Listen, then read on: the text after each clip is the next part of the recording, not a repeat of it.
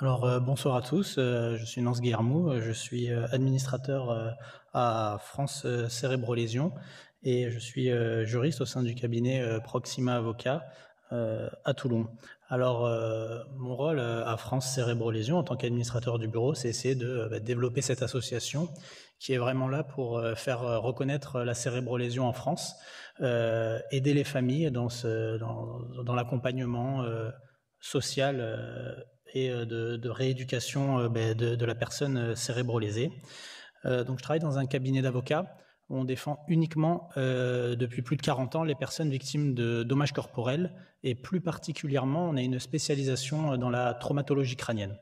Donc le sujet de ce colloque, de cette conférence, de l'intervention à la réhabilitation et de comprendre le parcours d'un traumatisé crânien, il faisait sens de vraiment reprendre ce projet de vie ou ce parcours de vie qui est interrompu et que nous, en tant que cabinet d'avocats, on va essayer d'obtenir une indemnisation pour la personne qui a subi ce traumatisme crânien et donc de la réhabiliter et donc d'essayer de reprendre d'une façon ou d'une autre son parcours de vie qui a été interrompu. Donc nous, on n'est pas aussi proche de la victime chronologiquement que vous, c'est-à-dire qu'on intervient souvent, surtout pour un traumatisme crânien grave, dans les mois qui ont suivi l'accident, pas dans les jours juste après l'accident. Bon, ça dépend effectivement de la gravité du traumatisme crânien. Vous savez qu'il y a des traumatismes crâniens légers, comme David l'a présenté, des traumatismes crâniens bien plus graves. C'est vrai qu'il y a plusieurs façons d'exercer la profession d'avocat. Chaque métier, chaque spécialisation dans le métier d'avocat est différente. Et nous, on n'a pas qu'un rôle de conseil juridique.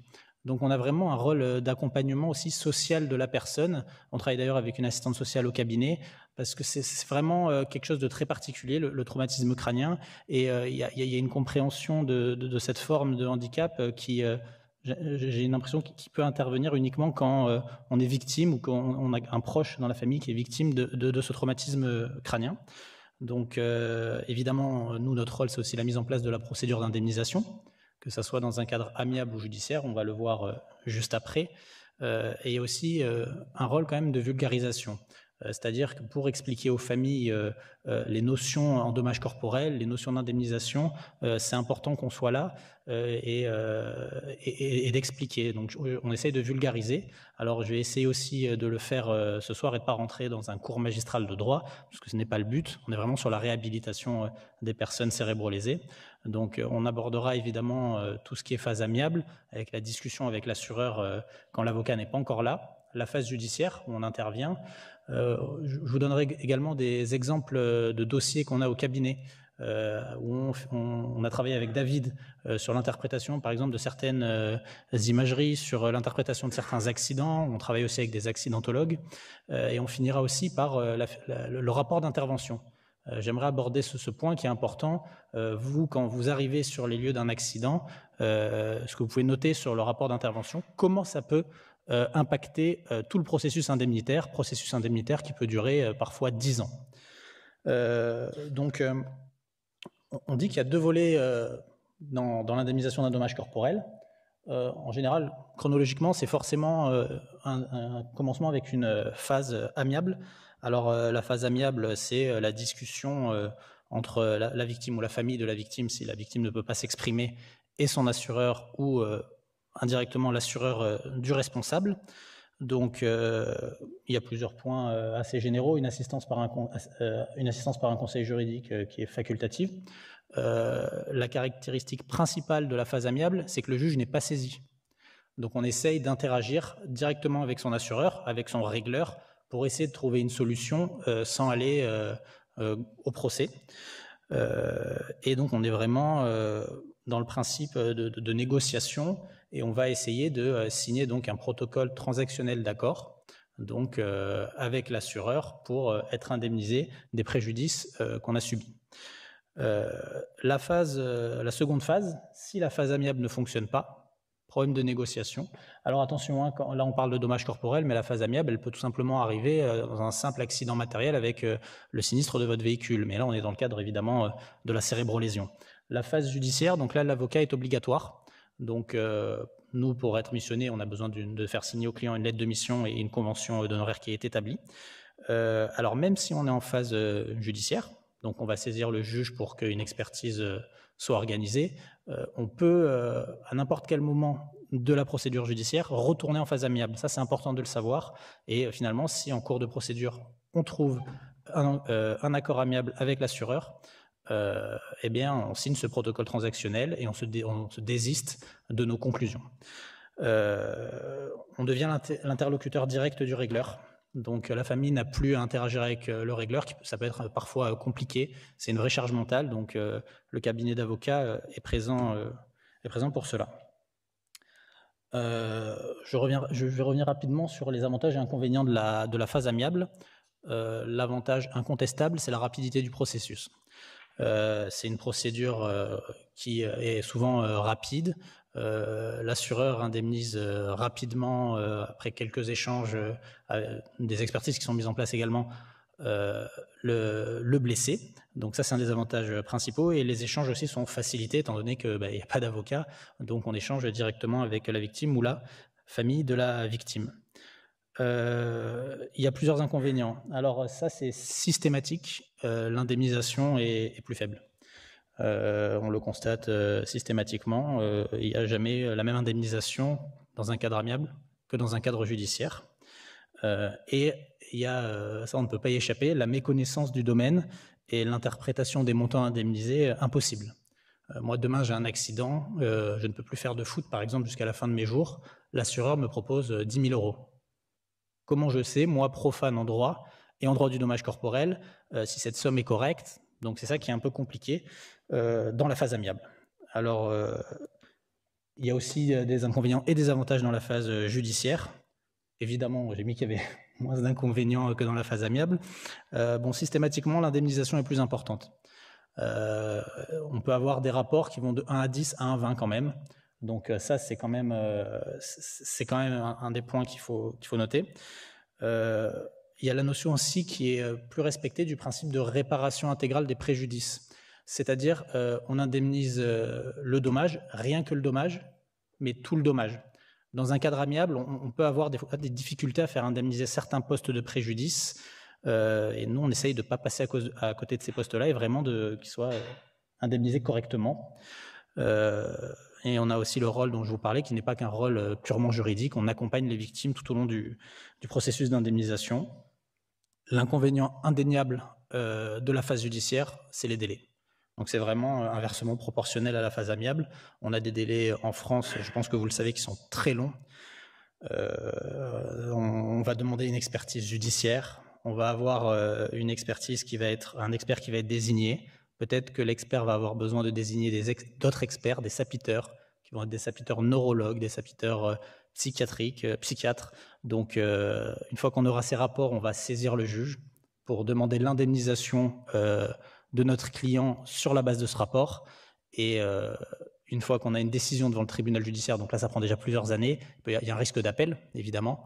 Une fois qu'il y a un appel, il y a des délais encore assez longs pour être entendu devant le tribunal et il y aura un risque de pourvoi en cassation. Donc, c'est courant d'avoir des délais malheureusement très longs. Voilà, il y a aussi la situation dans laquelle la victime va nous solliciter. Alors, j'en parlais tout à l'heure, vous êtes en contact direct dès le début avec la victime du traumatisme crânien. Nous, la famille nous contacte plus tard. Les deux possibilités majeures, c'est quand elle échappe à la phase amiable, qu'elle veut entrer vraiment dans le cadre judiciaire. Donc, il y a le refus de l'assureur d'enclencher ses garanties.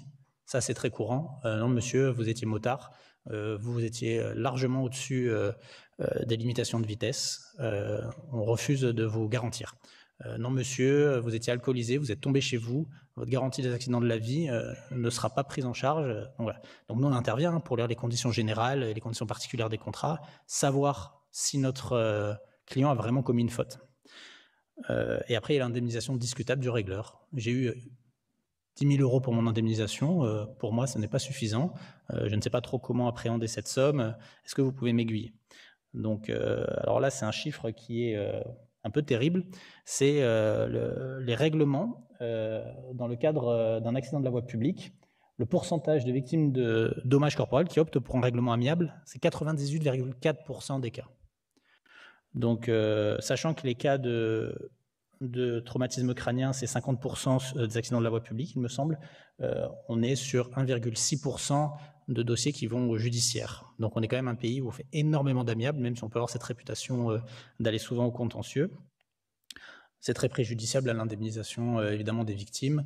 Après, on entend aussi que les familles ont une charge mentale énorme et ne veulent pas rester ne veulent pas entrer déjà dans un cadre judiciaire et veulent sortir de ces délais qui sont très longs et qui sont trop longs. On va rentrer dans le vif du sujet. Je vais vous montrer des études de cas du cabinet. Un des sujets de ce colloque, dans la synthèse que j'ai pu voir du sujet du colloque, c'était aussi l'accidentologie. Donc, comme son nom l'indique, l'accidentologie, c'est l'étude des accidents. Et nous, en tant que cabinet d'avocats, on a souvent recours à des accidentologues. Donc, je vais vous présenter ce dossier, et un dossier où l'accidentologie a eu toute sa place. Donc, notre client, c'est Monsieur B. C'est le motard. Et la personne qui l'a renversé, qui est responsable de l'accident, c'est Monsieur A, donc le véhicule qui arrive en face. Monsieur A, il roule sur une nationale. Donc, selon ses propos, Monsieur B, pardon, il roule sur une nationale. Selon ses propos, il roule pas si vite que ça. Et il voit un véhicule arriver en face. C'est une route qui est limitée à 80 km/h. Notre client, comme vous pouvez le voir sur le schéma, il va tout droit, et il y a une voiture qui arrive en face qui va tourner à gauche, et donc qui va couper sa route. Alors notre client, il nous indique qu'il est motard, il voit un véhicule arriver en face qui ralentit, mais qui ne met pas son clignotant. Donc il se dit, bon, que se passe-t-il? Pourquoi ce monsieur ralentit? Je vais quand même ralentir au cas où. Et ça ne manque pas, en fait, la voiture en face avait ralenti pour tourner, mais n'avait pas mis son clignotant. Donc elle le fauche, il sera retrouvé presque 30 mètres plus loin dans un champ de maïs, avec un lourd traumatisme crânien et la jambe gauche. Donc on voit qu'il tape l'avant gauche du véhicule avec sa jambe gauche, et amputé sur le coup. Bon, il a énormément de chance, il y a une infirmière en voiture qui était pas loin derrière, qui lui fait un garrot immédiatement. Donc nous, on part sur une procédure judiciaire. Il y a un expert judiciaire qui est désigné et un accidentologue. Et l'accidentologue qui est désigné, il révèle que notre client était en excès de vitesse et le conducteur qui a bifurqué, donc le conducteur A, qui lui a coupé la route, n'a pas eu le temps de le voir. C'est d'ailleurs ce que déclare dans les PV de police le conducteur A. Il dit « Non, mais moi j'ai tourné. Certes, j'ai pas mis mon clignotant, mais je n'ai pas vu le motard arriver. » Alors nous, on est interpellés parce que on avait évidemment plein d'autres images, Google Street View, etc., les PV, et on ne comprend pas comment le véhicule A n'a pas pu voir un motard qui arrivait en face. Donc, il y a un avis de classement du dossier. Nous, c'est pas possible. On demande à un accidentologue privé de reprendre en main le dossier et qui nous explique pourquoi il y a cet avis du premier accidentologue qui a été fait, qui a été pris. Alors, il va exposer plusieurs choses. Il expose que la visibilité offerte pour le conducteur de la voiture, lorsqu'il était à 75 mètres du carrefour, était à 170 mètres. Et lorsqu'il se rapproche et qu'il est à 30 mètres du carrefour, il avait une visibilité à 135 mètres. Donc, en fait, il va nous expliquer que la vitesse du motard, si la vitesse du motard ne dépassait pas 200 km/h, alors notre client était forcément dans le champ de vision du conducteur de la voiture lorsqu'il a initié sa manœuvre. Donc nous maintenant on a un problème, comment on prouve que notre client n'était pas à 200 km/h? Alors nous, il nous a assuré qu'il n'était pas en excès de vitesse, qu'il avait même ralenti et qu'il n'y avait pas de difficulté par rapport à ça. Donc comment il évalue la vitesse? L'accidentologue, c'est son métier. Il va analyser les déformations et les dégâts sur les véhicules afin d'estimer l'énergie cinétique qui a été déployée lors du choc et donc de retrouver la vitesse.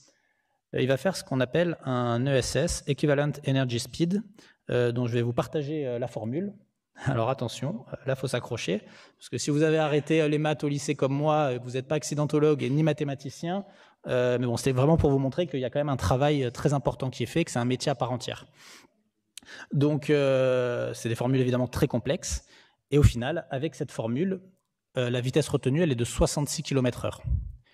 Ce que vous voyez à gauche, les citations à gauche, c'est des passages du rapport, des conclusions du rapport, et elles sont parlantes. L'accidentologue conclut que l'absence de contrôle visuel de Monsieur A, alors que la moto était parfaitement visible, est à l'origine de l'accident. Donc là, ça remet tout en cause. Nous, on a un motard, un client qui n'est pas responsable, qui n'était pas à plus de 200 km/h et qui n'était même pas à 80 km/h, il est à 66 km/h.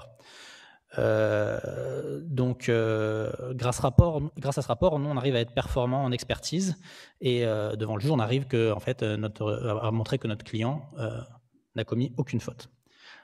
Un autre cas, cette fois-ci, c'est encore un dossier du cabinet. On a un client qui est retrouvé par les pompiers, inconscient dans un fossé, près d'une boîte de nuit. Il est polytraumatisé, il a un traumatisme crânien grave.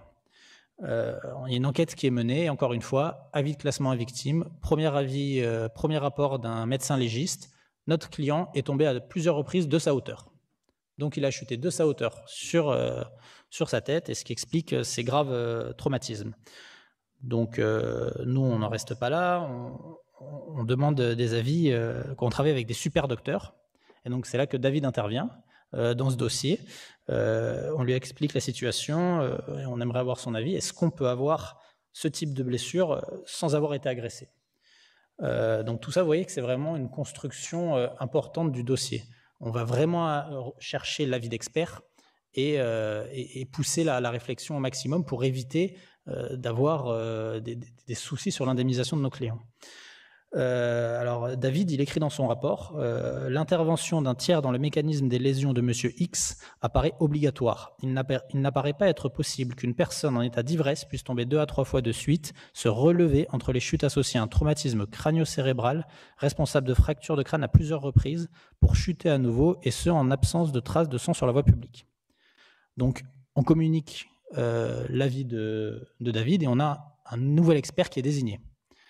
Donc là, c'est vraiment le moment décisif du dossier, savoir ce que l'expert judiciaire qui a été désigné va nous dire. Et donc, je vous ai mis un extrait des conclusions de cet expert, et cet expert va suivre l'avis de David.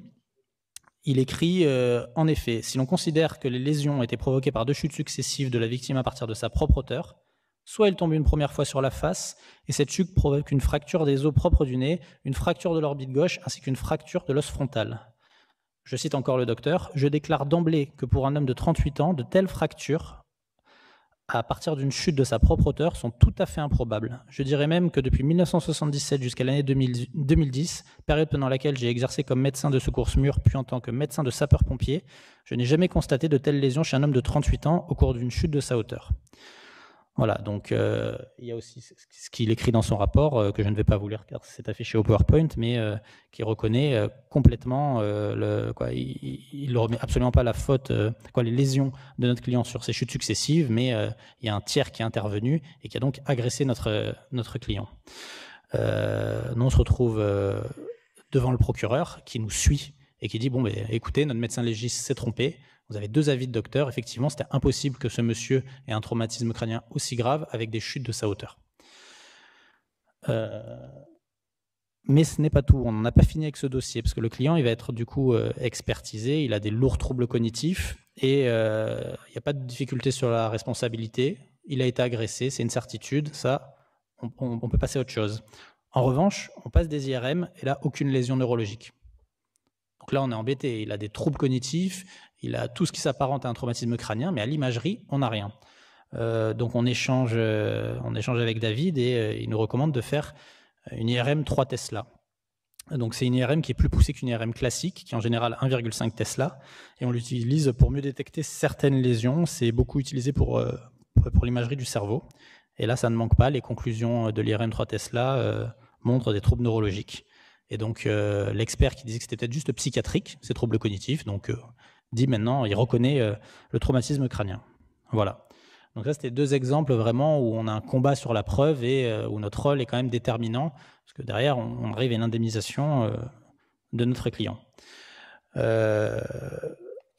Une fois qu'on a ce droit à indemnisation qui est ouvert, on a parfois une demande de la part de la victime, ou si elle ne peut pas le formuler, de la famille, d'un retour à domicile. C'est-à-dire que souvent, nos clients sont institutionnalisés, que ce soit dans des maisons d'accueil spécialisées, dans des foyers d'accueil médicalisés, dans des habitats inclusifs. Alors des fois, ça fonctionne très bien, mais on a aussi des fois des situations où les personnes cérébrolésées veulent sortir et retrouver la vie qu'ils avaient avant. Ils l'expriment d'une certaine manière, s'ils en ont la capacité, ou la famille l'exprime à leur place. Nous, on est tout à fait ouvert pour mettre en place ce retour à domicile, mais comment on le finance? Parce que souvent, nos clients ne sont pas autonomes, ont un problème d'avoir des aides pour créer ce nouveau projet de vie. Donc, on va parler d'un besoin en tierce personne, une tierce personne qui va venir aider la victime de traumatisme crânien pour ce projet de vie. Donc, quand on parle de handicap et de dommages corporels, on peut aborder, en tout cas en droit du dommage corporel, deux volets, le volet physique, avec la présence d'une incapacité fonctionnelle, et le volet environnemental, c'est-à-dire l'étude des restrictions que rencontre la victime dans ses activités, dans ses habitudes de vie quotidienne. Et c'est là qu'il y a un nouvel acteur qui intervient dans le dommage corporel. Après le médecin, après l'accidentologue, on fait appel à un ergothérapeute. David en a parlé un peu plus tôt. Concrètement, l'ergothérapeute, il va se rendre au domicile de la victime et il va observer les restrictions qui s'appliquent à la victime tout au long de la journée, avec un certain nombre de critères. Donc il y a plusieurs points de vigilance que l'ergothérapeute note, et il va répondre à des questions vraiment pratiques. La victime peut-elle préparer seule son repas? La victime peut-elle conduire seule son véhicule? La victime est-elle capable de se repérer dans l'espace et dans le temps? Donc cette expertise en ergothérapie, elle permet vraiment de révéler ce handicap, qui est un handicap invisible, qui est particulier. C'est toujours une expertise qui est plus longue qu'une expertise médicale classique, où on va faire des tests sur notre client. Parfois, l'examen clinique dure seulement une demi-heure. Là, on est vraiment dans un accompagnement sur toute la journée et on peut vraiment voir les troubles qui sont parfois invisibles lors d'un examen clinique. Je vous ai mis juste la définition rapidement à l'article L 4331-1 alinéa 1 du Code de la santé publique sur la profession d'ergothérapeute.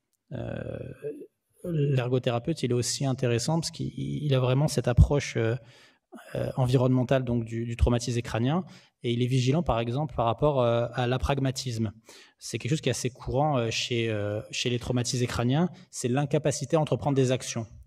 C'est-à-dire que les proches de la personne cérébrolésée vont dire « Ah mais non, il n'y a pas de souci, monsieur X, il fait la vaisselle, il va faire les courses, il va chercher les enfants à l'école. » On dit « Très bien madame, bon, on va passer une journée avec monsieur X, on se rend compte que monsieur X, il a besoin d'être stimulé. » C'est-à-dire que si on ne lui dit pas de faire ces choses-là, il va rester assis dans le canapé, sur le canapé toute la journée.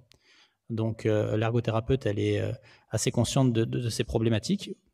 Il y a aussi l'anosognosie. L'anosognosie, c'est un trouble qui est très typique chez les traumatisés crâniens. C'est fait qu'un patient qui est atteint d'anosognosie ne semble pas avoir conscience de sa condition. Donc il va vous dire que tout va bien, qu'il n'y a pas de difficulté. L'ergothérapeute, il a vu les difficultés qu'il y avait sur toute une journée. On va faire un peu de droit, je suis désolé. On va voir comment la jurisprudence définit la tierce personne. C'est une définition assez classique, mais qui a évolué, notamment grâce au travail des différents cabinets d'avocats qui ont expliqué que le besoin en aide humaine n'était pas uniquement lié à une atteinte fonctionnelle et qu'il y avait beaucoup d'autres paramètres à prendre en compte. La définition classique, elle a plus de 20 ans, elle est issue d'un groupe de travail qui a élaboré la nomenclature d'Intillac. Et elle est définie comme l'aide apportée à la victime en situation de handicap pour effectuer les démarches, assister la victime dans les actes de la vie quotidienne, préserver sa sécurité, contribuer à restaurer sa dignité et évidemment suppléer la perte d'autonomie de la victime. Alors j'ai voulu vous faire un petit clin d'œil avec des décisions de la Cour d'appel d'Aix-en-Provence. Il y a plus de 20 ans déjà que la Cour d'appel d'Aix-en-Provence joue un rôle fondamental dans le droit du dommage corporel et dans la définition de l'assistance par une aide humaine.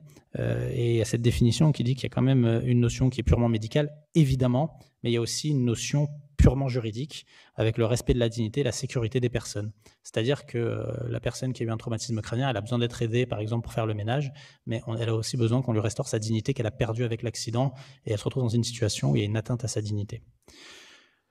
Rapidement, pour être un peu dans l'actualité, je vais vous parler de la classification internationale du fonctionnement du handicap et de la santé, qui a donné lieu à la création de la loi handicap, qui a eu 20 ans le 11 février.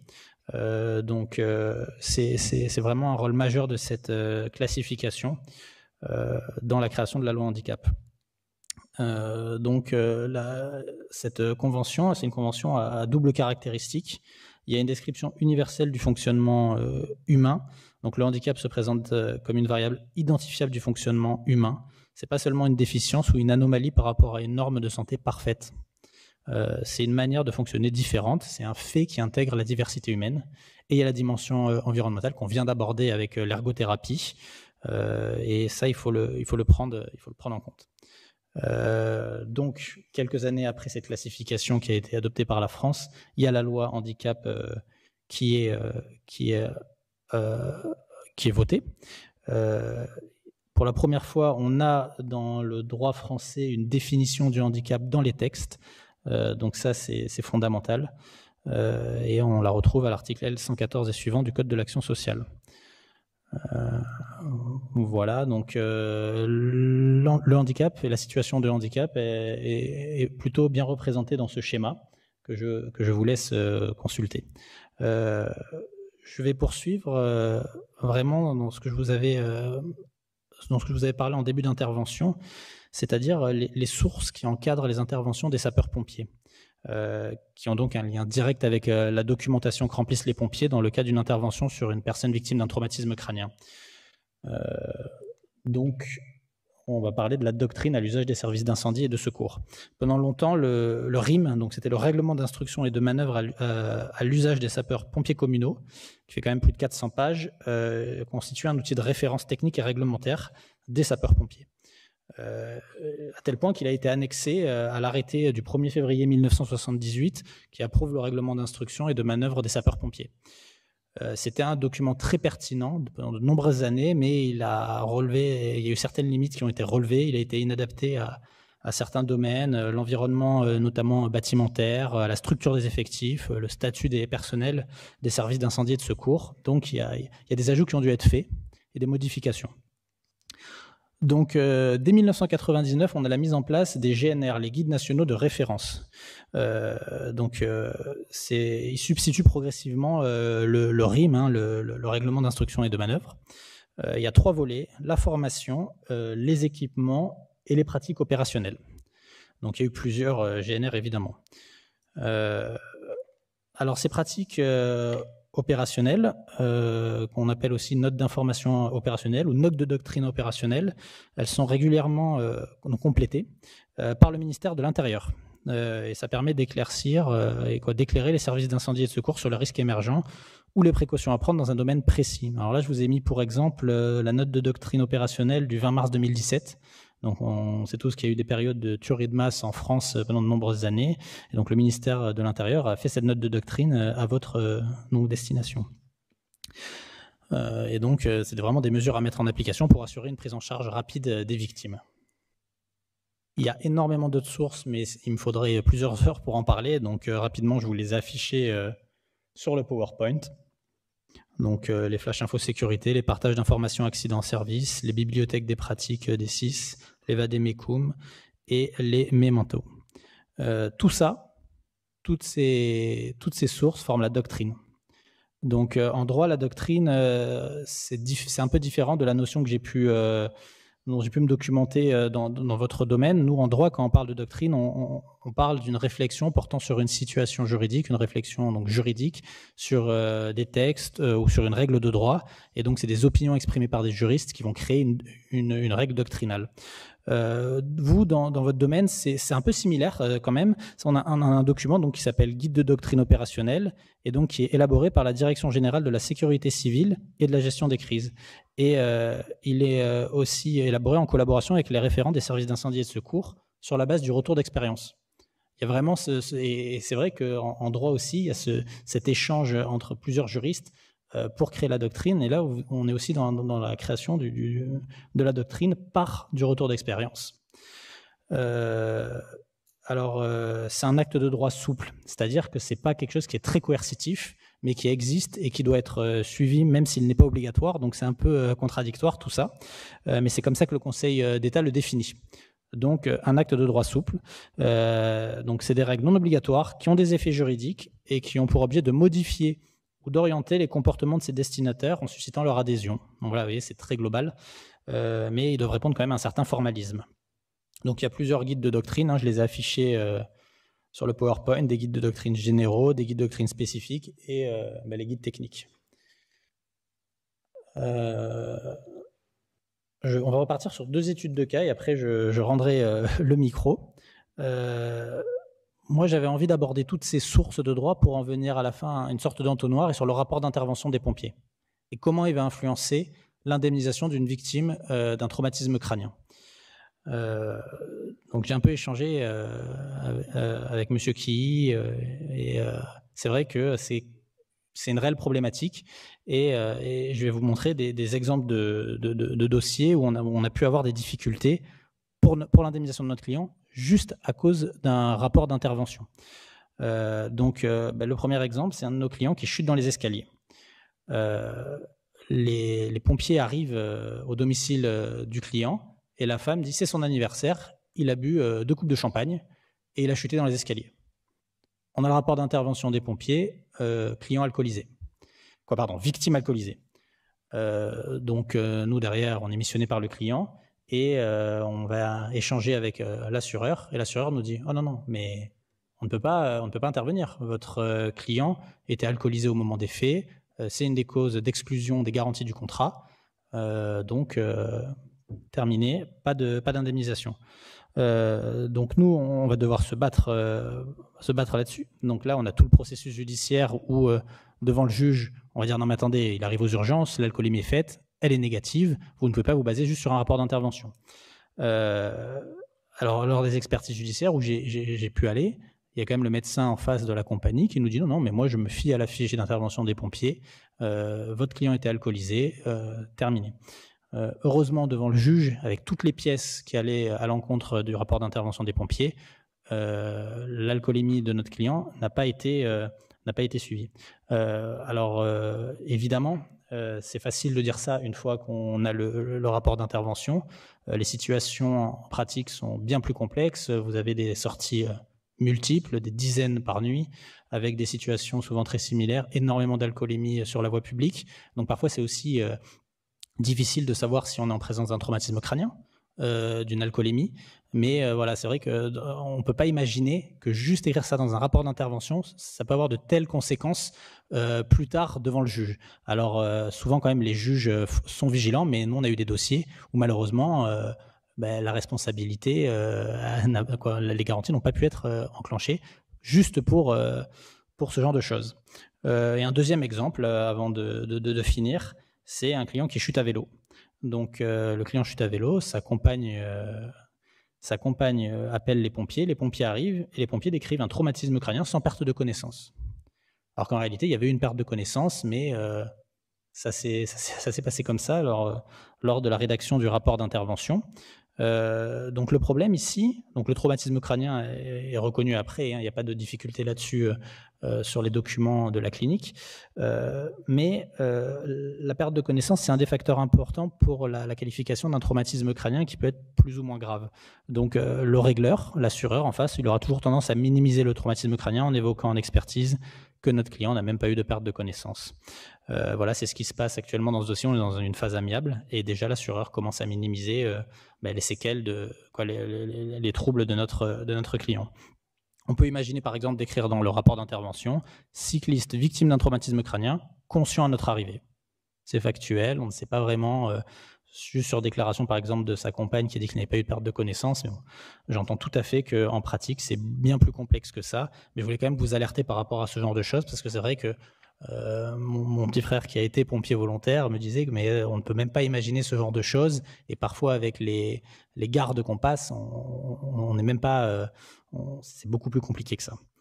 Voilà, donc le sujet de ce colloque était assez large, mais je pense qu'on ne peut pas parler de traumatisme crânien sans aborder le suivi légal et social. Donc c'est intimement lié et ça permet à la victime de se réhabiliter. On a vu la complexité du traumatisme crânien, notamment avec David, c'est le handicap invisible, et que par définition, il est très dur à appréhender. La vision médico-légale de ce type de handicap permet de sortir de cette invisibilité. C'est ce que j'ai essayé de faire lors de ma présentation. Et je vous remercie pour votre attention.